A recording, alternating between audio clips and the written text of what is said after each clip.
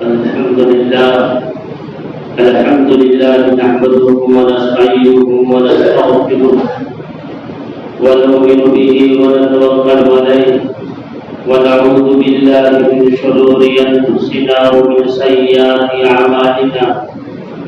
من يهده الله فلا مضل له ومن يضلله فلا هادي له ونشهد أن لا إله إلا الله وحده لا شريك له وأشهد أن سيدنا ومولانا محمدا عبده ورسوله أرسله بالحق بشيرا ونذيرا وداعيا إلى الله بإذنه وسراجا منيرا أما بعد فأعوذ بالله من الشيطان الرجيم بسم الله الرحمن الرحيم تلك الرسل فضلنا بعضهم على بعض وقال تعالى وما أرسلناك إلا رحمة للعالمين وقال النبي صلى الله عليه وسلم أول ما خلق الله روحي أو كما قال صلى الله عليه وسلم میرے محترم بھائیوں بزرگ اور دوستوں، ربیع الاول کا مہینہ شروع ہو گیا ہے اور بہت ہی بہار اور بہت ہی خوشگوار مہینہ ہے، کیونکہ اس مہینے کے ساتھ آقا دو جہاں نبی رحمت صلی اللہ علیہ وسلم کی پیدائش کی نسبت حاصل ہے، اس لیے اس مہینے کی اہمیت ہے۔ یہ الگ بات ہے کہ علماء، محدثین، مفسرین اور مؤرخین کے درمیان تاریخ ولادت میں اختلاف ضرور ہے، لیکن اس مہینے میں اختلاف بہت کم لوگوں نے کیا اور اتفاق رائے ربیع الاول ہی کو راجح قرار دیا ہے۔ تاریخ پیدائش کے سلسلے میں عوام کے درمیان 12 ربیع الاول مشہور ہے، لیکن صحیح یہ ہے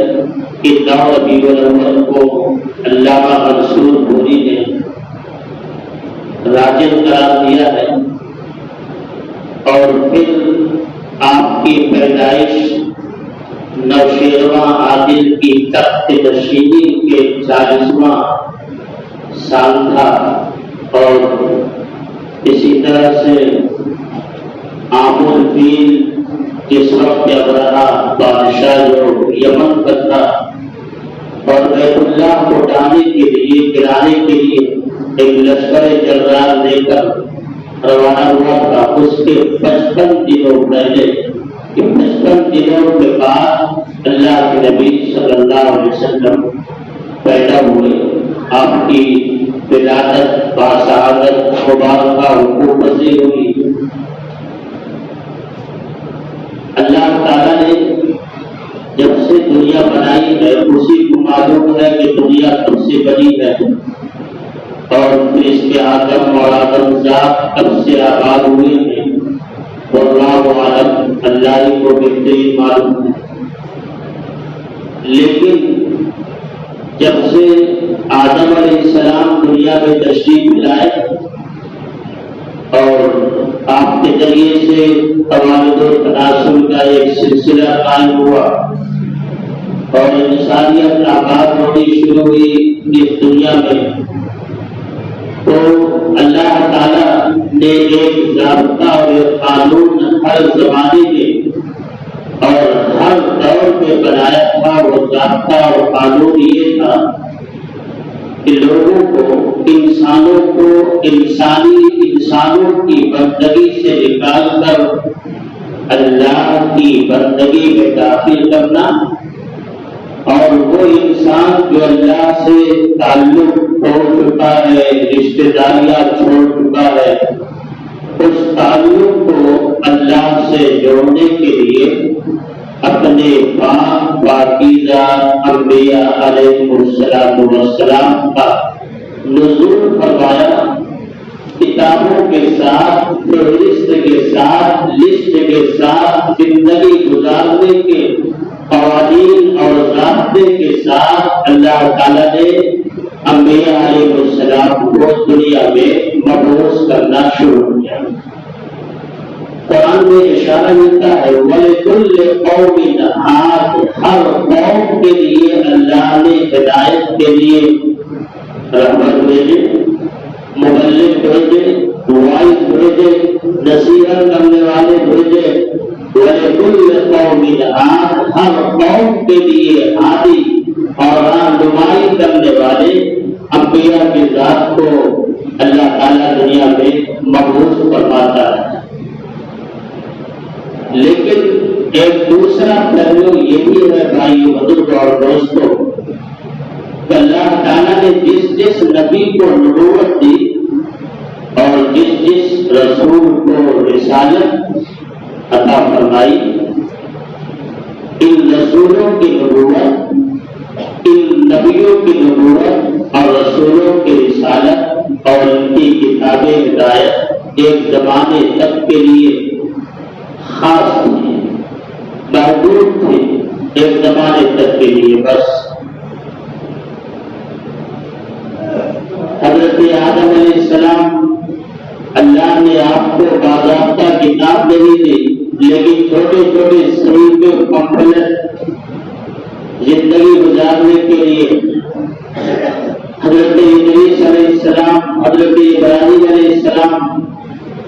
حضرت موسیٰ، حضرت عیسیٰ اور پھر حضرت داؤد، حضرت محمد صلی اللہ علیہ وسلم، ان حضرات کو اللہ تعالیٰ نے باضابطہ کتاب عطا فرمائی تھی، کلام عطا فرمایا تھا۔ حضرت موسیٰ علیہ السلام سے پہلے حضرت داؤد علیہ السلام کے لیے اللہ تعالیٰ نے زبور عطا کیا، اس کی تعلیمات، اس کی ہدایات، اس کے فرامین پر عمل کرنے کا زمانہ تک محدود تھا۔ بس داؤد علیہ السلام کی نبوت کا زمانہ یہاں سے یہاں تک آگے ختم۔ انہوں نے دنیا میں آنے کے بعد اللہ کے بندوں کو اللہ سے ملایا، اللہ کے بندوں کو اللہ کا تعارف کروایا، اللہ کے بندوں کو اللہ کی شناخت کروائی اور یہ بتلایا اے لوگوں تمہارا رب اللہ ہے، تمہارا خالق اللہ ہے، تمہارا خالق اللہ ہے، تمہارا رازق اللہ ہے، مشکل کشا اللہ ہے، ضروریات کو پوری کرنے والا اللہ ہے، موت اور حیات کا کرشمہ دکھانے والا اللہ ہے، زندگی میں حالات لانے والا اللہ ہے۔ حضرت داؤد علیہ السلام نے اپنے قوم کو بتایا، حضرت موسیٰ علیہ السلام نے 40 سالوں تک حضرت موسیٰ علیہ السلام بنی اسرائیل کو سمجھاتے رہے، حضرت عیسیٰ علیہ السلام اپنے قوم حواریین کو سمجھاتے اور بتلاتے رہے، لیکن یہ سب کا سب سمجھانا بتلانا ایک زمانے تک تھا جب تک آپ موجود رہے، آپ کی شریعت زندہ رہی، آپ کی کتاب زندہ رہی، اس کے احکام پر عمل کرنا ضروری تھا۔ لیکن آپ جب چلے گئے شریعت بھی ختم اور آپ کی کتاب بھی ختم اور ایسے آپ کے دیے گئے احکام بھی ختم۔ کوئی بھی نبی کی نبوت، کوئی بھی رسول کی رسالت ہمیشہ اور دوام پذیر نہیں تھے، بلکہ ایک زمانے کے لیے تھا، وہ جب پورے ہو گئے ختم، اس کے بعد اللہ تعالیٰ نے آخری نبی امام الانبیاء خاتم النبیین و خاتم المرسلین محمد رسول اللہ صلی اللہ علیہ وسلم کو مبعوث فرمایا اور یہ ارشاد فرمایا یا ایھا الناس انی رسول اللہ الیکم جمیعا، اے لوگوں میں تم سب کی طرف رسول بنا کر بھیجا گیا ہوں، میں تم سب شہروں کی طرف رسول بنا کر بھیجا گیا ہوں۔ اب تک جتنی بھی انسانیت آئی ہے اور قیامت تک آئے گی، ان تمام کے لیے اللہ نے مجھے رسول بنایا ہے، ان تمام قوم کے لیے ہماری کتاب پر عمل کرنا ضروری ہے، ہمارے احکام پر چلنا ضروری ہے، لہذا آپ کی نبوت، آپ کی رسالت ہمیشہ ہمیشہ اور دوام پذیر ہے، استمرار پذیر ہے، استقلال تنزیل ہے، آپ ہی کی کتاب پر دنیا کا خاتمہ ہوگا، آپ ہی کی رسالت پر دنیا کا خاتمہ ہوگا، اور آپ ہی کی تعلیمات پر دنیا کا خاتمہ ہوگا۔ لا نبی بعدی، میرے بعد کوئی نبی نہیں ہے۔ میری نبوت کا سورج اس وقت تک طلوع رہے گا جب تک کہ چاند کے سورج اور ستاروں کی روشنی برقرار رہتی ہے اس دنیا میں۔ بھائی بزرگ اور دوستوں، اس پہلو سے اگر ہم اور آپ اندازہ لگائیں اور سوچیں تو پھر ہمارا اور آپ کا یہ سر اللہ کے آگے احسان تلے دب جاتا ہے اور جھک جاتا ہے کہ یا اللہ تیرا شکر ہے، آپ نے مجھے اس نبی کی امت میں پیدا فرمایا جس نبی کی نبوت کو زبان نہیں، جس رسول کی رسالت کو زبان نہیں، جس کتاب کو زبان نہیں، جس شریعت کو زبان نہیں، آپ نے اس نبی کی امت بنائی ہے۔ اے اللہ تیرا بڑا ہی کرم ہے، بڑا ہی شکر ہے۔ اتنا بڑا احسان حضرت موسیٰ علیہ السلام دعا کر رہے ہیں، یا اللہ مجھے نبوت اور رسالت کی جھگڑیاں چھوڑا دے، مجھے محمد رسول اللہ صلی اللہ علیہ وسلم کی امت سے پیدا کرنا۔ اتنے بڑے ہم لوگ اللہ تعالیٰ کے شکر گزار بننا چاہیے، آپ اندازہ نہیں لگا سکتے ہیں۔ حضرت آدم علیہ السلام جب دنیا سے فوت ہونے لگے تو حضرت آدم نے کہا اپنے بیٹے شیش علیہ السلام سے کہ بیٹا میں دنیا سے جا رہا ہوں، اگر تمہیں کسی چیز کی ضرورت پڑے اللہ سے مانگ لینا، اگر پھر بھی نہ ملے تو نبی کے محبت کے واسطے سے مانگ لینا، اللہ تعالیٰ تمہیں محبت کے واسطے سے عطا فرمائے گا۔ تو شیش علیہ السلام کہنے لگے بابا یہ محمد کون ہے؟ یہ محمد کون ہے صلی اللہ علیہ وسلم؟ تو بابا آدم فرماتے ہیں بیٹا بات اتنی سی ہے، میں جنت سے آیا ہوں، جنت سے نکالا گیا ہوں، لہذا بات اتنی ہے کہ میں نے جنت میں ہر درخت اور اس کے پتوں پر محمد رسول اللہ لکھا ہوا پایا ہے، اور بات اتنی ہے بیٹا اگر محمد نہ ہوتے تو ہم بھی نہ ہوتے، تم بھی نہ ہوتے، نہ یہ چاند نہ سورج نہ ستارے نہ سیارے اور نہ یہ مخلوقات بسائی جاتی اور نہ یہ آبادیاں آباد کی جاتی، نہ یہ ساری چیزیں وجود میں آتی۔ یہ سب محمد صلی اللہ علیہ وسلم کا صدقہ ہے اور اس کا فضل ہے۔ جب تمہیں دنیا میں کوئی ضرورت پیش آئے اللہ سے مانگ لینا، اگر نہ ملے محمد کا واسطہ دے کر مانگ لینا، اللہ اپنے پیارے لاڈلے رسول کے صدقہ میں تمہیں عطا فرمائے گا۔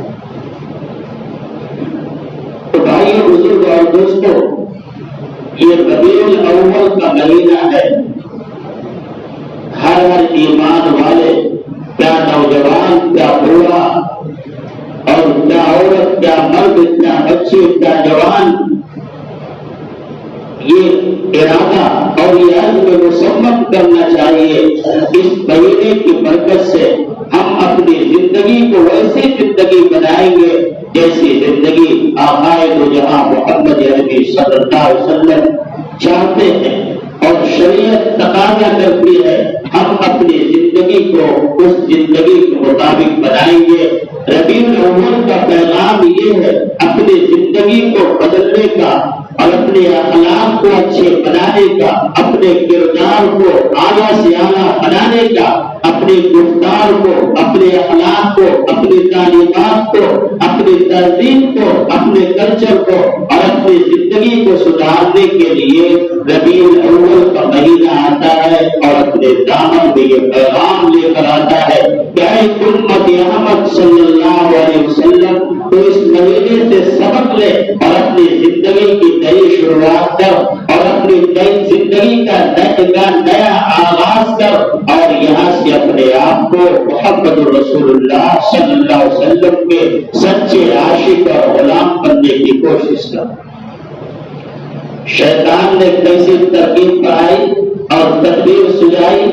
شیطان نے یہ تدبیر بتا دی بس نبی کے نام پر چند گھنٹے جو ہے قوالی بجا لیا جائے اور ڈیجے بجا لیا جائے, کچھ کمرے ہلا لی جائے, بس یہی ہے نبی کے ساتھ عشق اور نبی کی ولادت کے ساتھ خوشی. آپ کو معلوم ہونا چاہیے ابو لہب جو اللہ کے نبی کے اپنے چچا, ابو جہل اپنا چچا نہیں ہے, وہ چچیرا ہے. ابو لہب یہ اپنا چچا ہے. جب نبی پیدا ہوئے تو آپ نے اپنے نبی کی پیدائش کی خوشی میں اپنے حفاظی جو ہے سویبہ کو جو ہے آزاد کیا اور کہا میرے گھر میں بھتیجا پیدا ہوا ہے, اس خوشی کے نام پر ہم اپنی باندی کو آباد کرتے ہیں. اے مسلمانوں, تم باندی آزاد نہیں کر سکتے ہو, تم غلام آزاد نہیں کر سکتے ہو, لیکن اتنا تو ہو سکتا ہے کہ کم سے کم اپنی زندگی کو سدھارنے کی کوشش کرے. جو بے نمازی ہے نمازی بن جائے, جس کے چہرے پر داڑھی نہیں داڑھی آ جائے, اس کے لباس, اس کے حلیہ, اس کے وضع قطع شریعت کے مطابق بن جائے, محمد رسول اللہ صلی اللہ علیہ وسلم کے مطابق بن جائے. یہ بھی نبی کے ساتھ عشق اور اس کی پیدائش کی خوشی میں شریک ہونے کے متعلق ہے اور اس کے برابر ہے. تو بھائی بزرگ اور دوستوں, ایک وہ ہوتا ہے جو کوئی عالم, کوئی فقیر, کوئی مبلغ, کوئی واعظ نبی کی شان بیان کرے اور نبی کی مبارک زندگی کو بیان کرے, اور ایک وہ ہے جو عرش پر خدا اپنی نبی کی شان بیان کرے. آپ کس کی زبان سے شان سننا چاہتے ہیں؟ آپ کس کی زبان سے نبی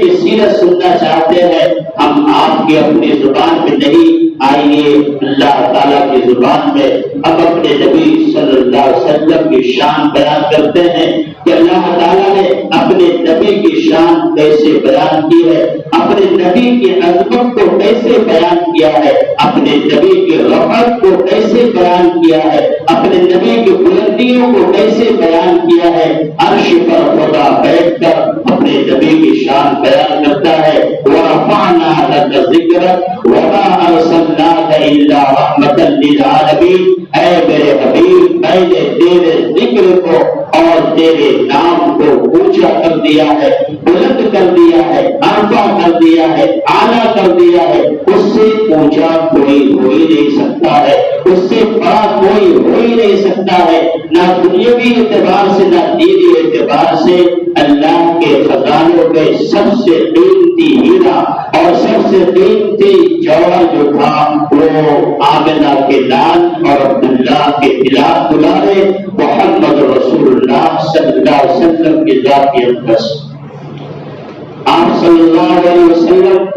مکہ میں پیدا ہوئے, شیب بنی ہاشم کے اندر.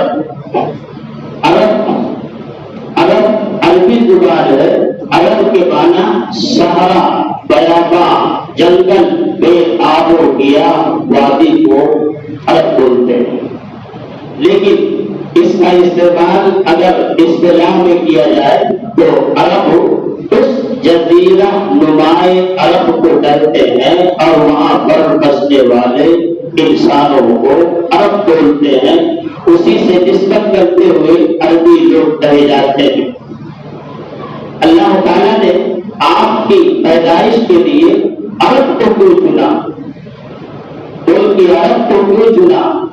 اس میں مورخین نے عجیب عجیب باتیں لکھی ہے. آپ نے لکھا ہے کہ عرب یہ ہر اعتبار سے, ظاہری اعتبار سے, باطنی اعتبار سے, بیرونی اعتبار سے اور داخلی اعتبار سے عجب مقام ہے, اور جب سے یہ آباد ہوا ہے تب سے آزاد اور مختار, خود مختار رہا ہے. دوسری قوموں نے کبھی بھی عرب پر تسلط اختیار نہیں کیا, اس پر غلبہ نہیں کیا. چنانچہ عرب کے اندرونی حالات کو اگر آپ دیکھیں گے تو یہ 50 لاکھ سے 70 لاکھ تک یہ مربع میل میں پھیلا ہوا ہے. اور پھر یہ عرب اندرونی اعتبار سے صحرا, سنگلاخ اور ریگستان, بیاباں اور جنگلوں سے گھرا ہوا ہے. چاروں طرف سے جنگلوں سے اور ریگستان سے, پہاڑیوں یہ گرا ہوا ہے۔ پھر باہری اعتبار سے اگر آپ دیکھیں تو عرب جو ہے بحر احمر، ملک شام، پھر جو ہے چین اور اسی طرح سے ملک ہندوستان کے بعد حصے بھی داخلی اعتبار سے اس سے جا ملتے ہیں، اس لیے وہاں پر کسی اور دوسرے قوموں کا غلبہ حاصل کرنا اور تسلط اختیار کرنا یہ کسی قوم کی بس کی بات نہیں تھی۔ اس لیے جب سے عرب وجود میں آیا ہے، عرب 3 طرح کے لوگ گزرے ہیں، انشاءاللہ کوشش کریں گے اس کو ہم آپ کے سامنے بیان کرنے کی آئندہ خطبات اور جمعے کے اندر، تاکہ ہمارے علم میں کچھ اضافہ ہو سکے۔ بہرحال اللہ تعالیٰ نے آپ کو عرب ملک کا انتخاب کیا اور آپ کی پیدائش کے لیے چنا۔ مسلم شریف جلد اول کی روایت ہے، اللہ کے نبی صلی اللہ علیہ وسلم ارشاد فرماتے ہیں، اللہ تعالیٰ نے میری پیدائش کے لیے سب سے پہلے حضرت ابراہیم علیہ السلام کو چنا۔ حضرت ابراہیم علیہ السلام جو اپنے انبیاء کہے جاتے ہیں، تقریباً 4000 نبی صرف ابراہیم علیہ السلام کی نسل میں، کتنے 4000 انبیاء ابراہیم علیہ السلام کی نسل میں۔ تو آپ نے فرمایا اللہ تعالیٰ نے مجھے ابراہیم علیہ السلام کی نسل میں چنا، پھر ابراہیم علیہ السلام سے اسماعیل علیہ السلام، پھر اسماعیل علیہ السلام سے بنو کنانہ، پھر بنو کنانہ سے قریش، اور پھر قریش سے بنو ہاشم کو چنا، اور بنو ہاشم سے میرا انتخاب کیا۔ انا